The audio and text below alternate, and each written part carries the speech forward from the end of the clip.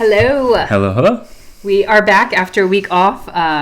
We all in our house have had some kind of cough thing that is not COVID because we've been testing, and we came back from Disney with it, and we've kind of just, you know how it is in most households. Somebody gets it, the next person gets it. I wish it would just all be at once. Yeah, we had every intention of recording a podcast last week, but it just didn't work out. It didn't work out, yeah. Because I hope that's okay. You would have just heard me hacking into the mic, which is no fun. No. So here we are this week. Thanks for letting us have a week off with that. Sometimes you just need to do that. But this week we're back, and we had something happen at Disney actually with our daughter that just had me thinking in particular, because I have been there before, very much like she was. And we just wanted to talk about just being true to yourself, being true to the things that you like, being true to the things that you're interested in. I mean, we talk all the time, don't we, about just being okay with the path you are on instead of looking at everyone else's and what everyone else is doing. Well, and I think it's really hard to not compare yourself, right? And so you see others doing other things and you start to compare yourself, or think that maybe the thing that really I enjoy or lights me up maybe isn't the right thing, or it's not, so it's just, Or feeling embarrassed that I'm interested in this thing and I'm embarrassed. And so we thought we'd just touch on that a little bit, because it was a lesson for us and it was a good conversation with our daughter, but also I think it's a conversation for all of us as adults too.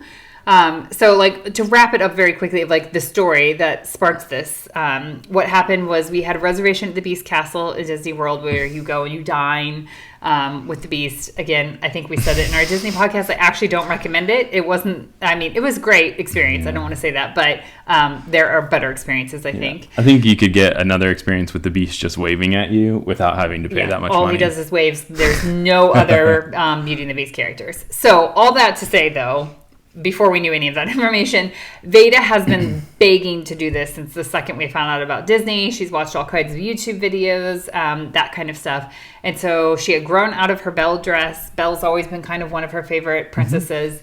And so Pat's parents sent a new Belle dress, very elegant, sparkly. It gets glitter all over her house when she wears it. And she's been putting it on and twirling in it at home and saying how much she can't wait to wear it. And she has gloves and a crown and a necklace, all the things. So we get to Disney, and she's still talking about wearing it and stuff, and then... yes. We packaged from here. It felt like it took up a whole suitcase on its own to basically go from London to Orlando. Yes. So we packed it. Yeah. We also packed a Mirabelle dress and an Isabella dress from Encanto.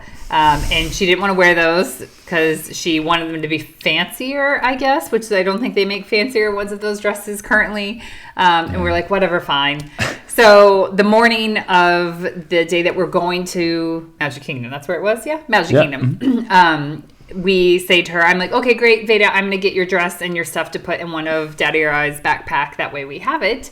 And she said, I don't want to take it.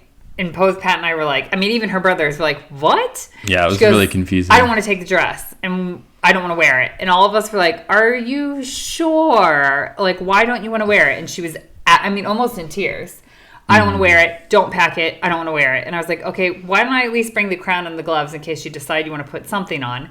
And she was just being really quiet and just kind of just really being shy about it, but kind of. Yeah, it was just it was not her that morning. No. It was very strange. We should have, Pat and I had a side conversation, and I said, maybe we should put the dress in case she changes her mind. And you asked her one more time, you're like, Veda, look, if we don't put the dress in, we can't come back and get it for when you guys have a reservation. Are you sure you don't want it? She yelled, don't put it in the bag. And we were like, okay. So we go to the park, we have the day at the park, and then the reservation is for an evening. And so... Veda and I were meeting her aunt and her cousin and grandma. We were coming from different directions in the park, and so Veda and I were walking up to the Beast Castle looking, and they're not there yet, and she just starts crying. And I said, what is wrong? And she goes, I really want my dress. Can we go get my dress? I changed my mind. We should have packed it. Yeah. We didn't. And there was no way we could get back to the hotel and make our reservation in time or do anything like that. And so then she was sobbing. saying, can we just go buy another dress? I want another dress. I'm like, I am not going to buy another dress right now. Well, I think because what sparked that, if I remember right, was she started seeing other girls in the dresses, all dressed up, like all ages, like all that kind of stuff. So it wasn't like it was all of a sudden. It was like, oh, like it's other people okay. Are doing it's this. Okay to do this. Yes. And so I did pack the gloves, the yellow gloves and her crown. And I had packed some because she had been begging this whole time to wear sparkly eyeshadow and lipstick. And so I had packed those things and I said, let's still do this.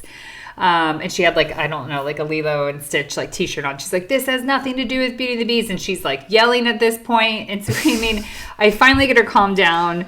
Thankfully your mom and everybody hadn't met up with us yet. I get her calmed down because, in Disney, every kid has a breakdown at some point. So I feel like everyone just ignores it because you just expect it there. Yeah. I get her calmed down and I say, Veda, why did you ask us not to bring the dress this morning? And she was and she said, she in her sobbing tears was because no one else was wearing Belle dresses and I didn't want to be the only one. And now everyone else is wearing them. And I was were you embarrassed to want to wear a Belle dress? And she said, yes, but now I see I shouldn't have been. And I was oh, honey, you should never be embarrassed to be into something you're into or something that you've been looking forward to. You should never hide that part of you. And it was actually I got teary-eyed because then I was crushed that I was oh, we should have packed the dress. Yeah, but I think after texting back and forth with you during that moment. Yeah, because I was I sent him a text, of course, that was of course she wants to wear the dress. Of course, this is how this story played out today. But at the same time, I think, again, it was I hope that it was a good lesson and, something that we could walk her through and kind of coach her through this situation, right? And as upset as she was, and I wish we could have fixed it, I wish we would have probably been smarter to put that in our bag. At the same time, it was a really good opportunity for us to be look, you said no to us multiple times. Pretty fiercely. You were not a happy camper this morning, and you were very adamant that you didn't want this. And so, again, it was just... it just was hard to see. And as we were waiting for the rest of our family to go in there, she said, well, when we were at the other parks, because we weren't at Magic Kingdom, I didn't see anyone with Belle dresses. And I said, so you did see some other princesses, but I was yeah, but we're at Magic Kingdom now. And this is where all of the Belle stuff and Beauty and the Beast stuff is. And so it makes sense that girls are wearing the dresses now. And so she was just... Then, because literally she, we said, she's had that dress for almost a year and has been so looking forward to this and stuff. Yeah, she did get that, I think at Christmas last year. Yeah, after your parents told us we were going to Disney. And so it was just oh. And so I still, even after we got home after Disney, was still thinking over that of I'm so upset that we didn't think, but like we said, she was very fierce and very, screaming and was watching us whether we were going to put it in the bag or not. That if we're all in the same hotel room. At that moment, you're thinking, if I put this in my bag, she is going to flip out even more, and more of an issue in the morning. So it was just kind of. And we could not get her that morning. We kept asking. Her brothers were asking and everything. What is the reason we're not bringing this? What did something happen? All that kind of stuff. And she would be everyone stop asking me questions. Things like that. So we didn't bring it. Yeah. And I think what I have reflected on since then now is just thinking about gosh, how many times have I done the same thing though? That either I'm into something or I'm speaking more for maybe some different things, and you can maybe think of some things for yourself, but or I get some outfit or something that I like and that kind of thing, but then I put it on and think, oh, but no one else maybe is going to wear a skirt or something like that. I should just wear my jeans. And then I'm regretting that I don't feel myself when I go out. I wanted to wear something more fun that day maybe, or vice versa. Maybe I wanted to be more comfy clothes and that kind of stuff. Or our family's nerdy. We will just say that. When we're nerdy, you guys have probably picked up on that. There's some nerdy things you guys are all into that I don't understand. But, if it's Star Wars, which is the one that I don't understand, Star Wars to whatever it may be, to some of the YouTube channels we watch together as a family and is our little time. All of that kind of stuff. We're all into art of some form or another. That And I don't feel like we hide that, but there's definitely, No. for sure, and I still do it. That's the thing. I still do it. There's definitely been times where I've thought, I'm really into this thing. I'm really looking forward to it. And then when the time comes, there's something in me that holds back part of that. You feel like that too sometimes, Yeah, right? I mean, I think, thinking about it in a sense of us moving here, like thinking That's about true, too. that and like how we wanted to move here and like kind of just fit in and like do all the things that everyone else is doing and making sure we're not standing out like a sore thumb Like and an American. like an American, and you know what I mean? Like, so I think it's just actually just now, like even thinking about that and reflecting on that, we probably did some things early on when we first moved here, and we were probably not being truly ourselves because we were trying to fit in and all that kind of. Now again, Acclimate to the culture. yeah, I mean, there are some cultural things that.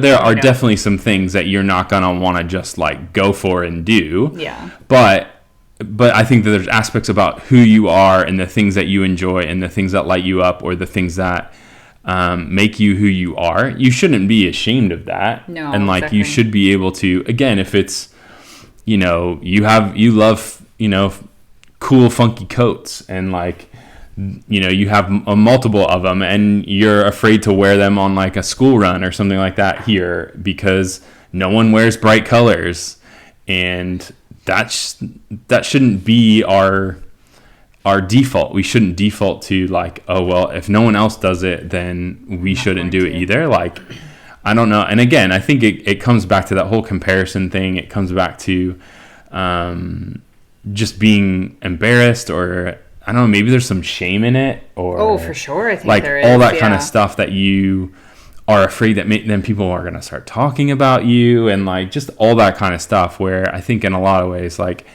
if you're not doing those things, then you're really not, you're stifling who you are. And like, and so I think in, going back to Veda's thing at Disney, it's like, that's who she is right now. Like, she is all about these princesses. She loves fancy big ball dresses. She likes to get dressed up and dance and like all this kind of stuff. And the fact that she didn't do that because she was not seeing others do that and not just being herself was really hard to see. Yeah, it was crushing. Yeah. I have to, like, I was really upset about it. Like, you weren't with me at the time because you guys were off doing something else different, but like, it was really crushing to see that as a parent, to be like, oh, because they're hiding something about themselves right now. There you go. I mean, I was, I think that morning, I think the morning I was more annoyed than anything. Like, seriously, we brought this dress from London and it's taken up stuff and all, and now she's not wanting to do it. But then when I was in that moment, I thought I should have known something else I should have picked up on it. Again, I don't like using that word should necessarily, but I maybe should have picked up on something else that as a parent, something else was going on here, and should have packed it just in case. We didn't. It's okay. I think it was, and something her and I talked about later the next day, because she was still sad about it the next day. I wish I had worn my bell dress, because then she was like, you put makeup on and stuff and I look weird because I'm in comfy clothes, kind of. And so the next day we were talking about it, and I said, we live in a place where there are a lot of, I'm wearing black today. It's a joke that Londoners wear, and you're wearing gray. And I'm wearing grayish, bluish color. Yeah. And so it is a joke that Londoners wear black and gray to mix in with the city and stuff. And so we did that before, actually, so I don't really think that's anything different we've acclimated to. But at the same time that you see that, there is also people you see all the time that are like wearing outfits that are stick out like crazy, and they are comfortable in them. I mean, Veda, the number of different colored hair and stuff like that. Veda loves seeing people. That is more her. Like, she's just she's quirky like that. And so she loves when we're out in the city and she's like, Mom, did you see her? Did you see him? Like, all that kind of thing of like, oh, that outfit was so cool. There's a guy that's in our area that's on a bicycle with this huge thing, and he plays speakers, and he's always wearing this funky suit and that kind of thing. And, so we see that a lot, actually. We do see that a lot. And so we had the conversation the next day again when she was talking about how she was sad. And I was like, honey, the people that you always love and that you seem to be drawn to, that you are like, oh, I want an outfit like her. I want an outfit in bright fluorescent colors in the middle of winter. Like, the reason why you like that stuff is because you like that those people, I don't know what their reasons are, but it seems like they're fine and confident in what they're wearing and they don't care what other people think. And I said, I think you're drawn to that, but then you're afraid to do it yourself, which we all are. And so I think when it comes to like being true to yourself, whether it's not about what you wear or your makeup or hair or anything like that, it may be. And maybe the way that you show some of your personality and stuff. Or it could be, like I think of some of the things that the boys are into. Zane proudly bought this Star Wars jacket. Was it Star Wars? Yes. Okay. Star Wars jacket that he wants to put patches on and stuff like that. He was so proud to walk around the park in it because he spent his own money on it. And that kind of thing. So that was an example of kind of the opposite of like, I don't care what people think. Like, this is what I want to do. And I think it's super cool. And so it's just a reminder of like, we all should be true to ourselves, because I think it inspires kids like ours, to be true to themselves and everything too. But then it's also, you always, if you're not, you kind of feel like you're hiding something, and then you don't feel quite comfortable either. Yeah, I think you don't feel comfortable. And then you also just, I think if it's in a social setting or whatever it is, and you're not kind of, I don't know, being you, it just, you can't really fully be vulnerable with somebody or like open up in a way that people can really get to know you if you're trying to be something else. I also do think, like, thinking about it a little bit, I think it's a lot easier to be yourself now. Like, I think it's compared to like when we were growing up. I think it's way more. And maybe we didn't notice it as much as kids, like growing up and things like that. More now. But I do think it's embraced, like, especially like, being a nerd or whatever you want to say, like that kind of thing. Like that's like a really fun, acceptable thing, with all these different events that happen all the time, and like, dressing up and like all that kind of stuff. I feel like there's so many things that you can be into that it's, it's a lot more. I think it's more like not acceptable is not the right word, because it's always been acceptable, but it's more of kind of a norm. And maybe it's because of social media and stuff that we see more people. If you have an interest, you follow that interest. And like, I think about me in high school, like I've always loved reading books. Like that has been a thing since I can remember. And I remember in high school, like there would be some afternoons that people would be like, "Oh, what did you do today?" I'm like, I was at home reading a book." But I would come up with some other thing, like I would lie and be like, "Oh, I did this," or I was just watching TV or something like that, when I was totally stuck in a book for the several hours. And I was embarrassed to say that because I felt like people were going to think that was like dorky or whatever. Like, who does that? Until I got to university and I met other people in my major that like that's all they did to relax too. And so sometimes it's finding your people that you then feel more comfortable with that. But I do think, like, I have, I follow a ton of people who read a ton of books and stuff like that, or, I've become friends with people like that. And so I do think social media has opened that up a little bit, that you can find like minds, even if they're not in your general, like, local area.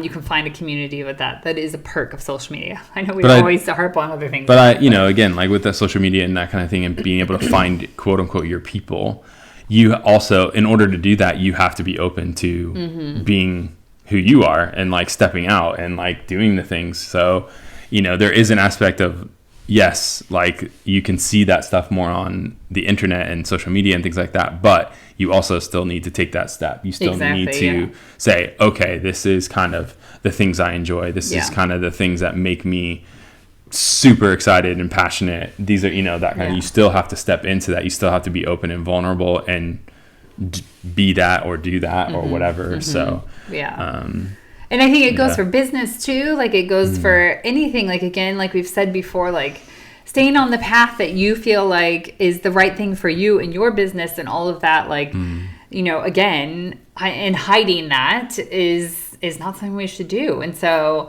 but all of us have done it. And so that's not to like, that's not for us to like make anyone feel guilty. That's not for, as we're thinking of examples, like you said, of stuff that we've done, and that kind of thing. And I think sometimes too, as parents, sometimes your kids are into really quirky things. Ours always have been, or, the way I remember having a conversation, or the way they dress, or things like that. Maybe you had in your idea, like, oh, my kids are going to dress this way, or something like that. And like, our kids have such a mind of their own when it comes to how they dress. And I've just given up on that. Like, why force them to wear something? Now, sure, if we're going to like a wedding or something, you need to look a little bit nicer. Yeah. But, you know, you guys have probably seen pictures I've posted and stuff like that of Veda and like 50 different animal prints that she has on and, you know, that kind of stuff. Or, you know, Jude designed his own jumper hoodie and like he wears it everywhere. We have to like pry it off of him to wash it and clean it, and that kind of thing. And so it's just a reminder too in parenting of like, I want to pull that out in our kids instead of, you know, saying you have to do this or you have to do that and that kind of thing, and allowing them to express themselves too.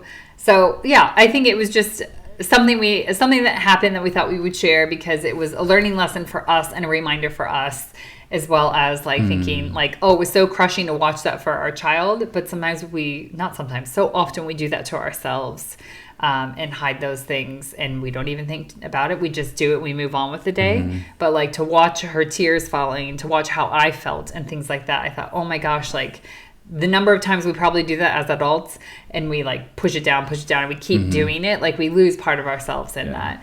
And so this is just an encouragement, a reminder to us. It's an encouragement to you guys out there to be yourself, be true to yourself, whatever that looks like, whatever it is, because when you keep pushing that down and keep hiding those parts of you, like you're losing layers of yourself in it.